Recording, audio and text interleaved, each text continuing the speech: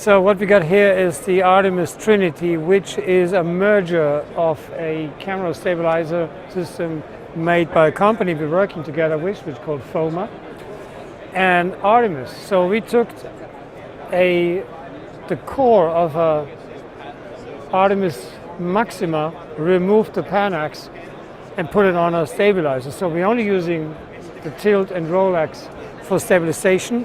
The pan is classically in the gimbal, and we're still using the spring arm for the mechanical stabilization.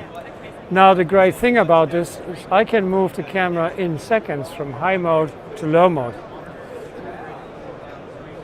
like this. And back things which was really an issue in the older days. So the other great thing we can do is we can look around corners, which is quite interesting. So we just move the thing to a 45-degree angle, we roll the post, and here we go. So this gives us a lot of new angles and a lot of, I think, different ways to create a move and tell the story.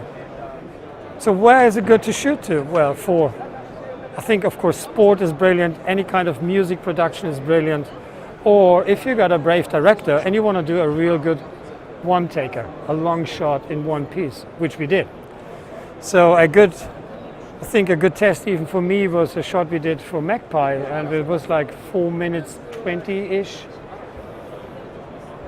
And you should have a look at the footage, because I think the footage shows clearly the combinations of height and how we covered the action, which was a lot of action. And even for me, still I'm watching the video, because even I watched myself and analyzed myself the way I walked. And I can even see myself how stressed out I was, because it was a prototype, so I learned a lot. We have to improve some. Let me say, especially we had to improve the human interface. How can I control such a complex technology in a very simple way? Because on the other hand, when I'm shooting a 4-minute piece, we had how many actors? 48 people in the background moving. So the blocking was something, and to remember all these little details. Because what you see here, by side, the thing we use for the Magpie, this thing is about 4 kilos lighter. It's about 40 centimeters shorter. We shrink down everything. We made it much more compact, much more agile, and a bit more rain-proof, because it was a rainy day, if you can't see this.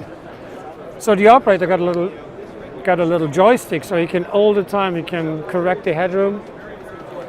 But in general, the thing is, in the old days, the Steadicam was up or down, and that the time in between in the very old days was 45 minutes just to get it from a high mode to a low mode. Now we do this in a second.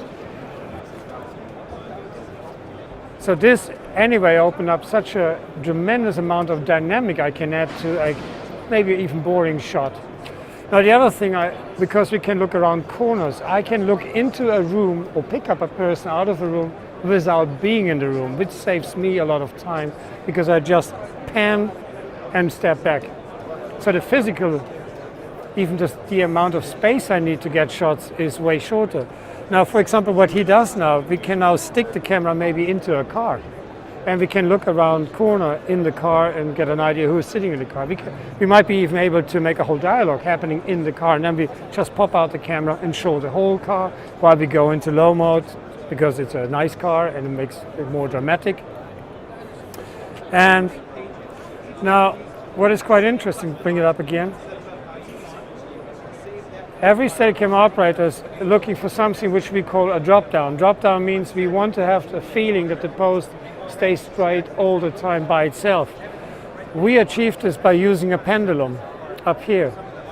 So the pendulum will help us that wherever the camera is, the post got the tendency to go down, which helps the operator to not losing orientation, and it still feels like in the old days. The other mode, beside the free mode we can offer, is we can lock the camera. So now when the operator is moving the post forward, the camera is connected again and will act like a system in the old days. It's just directly connected. So we can switch in between the free mode and the locked mode just by touching a button.